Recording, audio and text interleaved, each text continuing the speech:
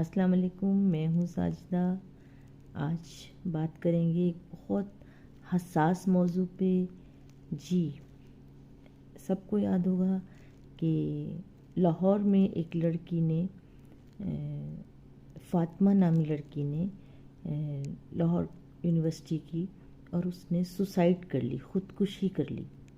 تو ایک سوال ہے کہ کیا ہماری پرورش میں کمی نہیں رہ گئی کہ اس کے جو بھی مسائل تھے وہ انتہائی ڈپریشن کا مسائل کا شکار تھی؟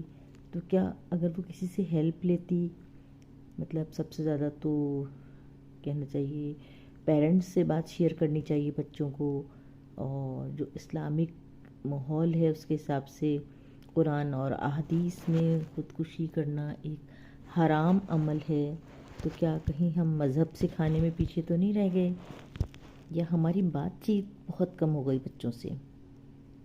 میرے 3 سوال ہیں کہ کیا ہم پرورش میں ہماری یہ کمی رہ گئی کہ ہم نے اسلام پر بات نہیں کی، یا پرورش میں یہ کمی رہ گئی کہ ہم نے بچوں سے بات کرنا چھوڑ دی، یا بچوں نے ہم سے بات کرنا چھوڑ دی؟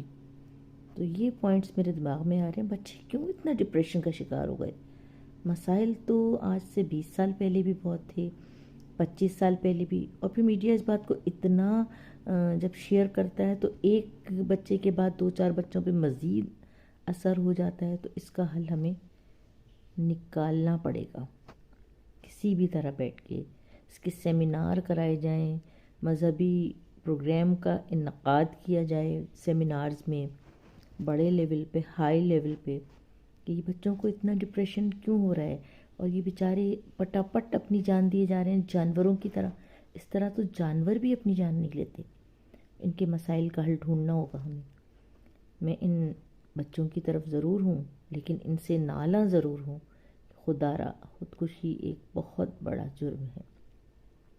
نہ آپ کو یہاں سکون ملا، اور جب آپ اوپر جائیں گے تو کتنی بڑی آگ سے آپ کا ایک طرح سے مقابلہ ہوگا۔ کیسے وہاں مسائل سے اپنے آپ کو بچا پائیں گے اگلی زندگی میں؟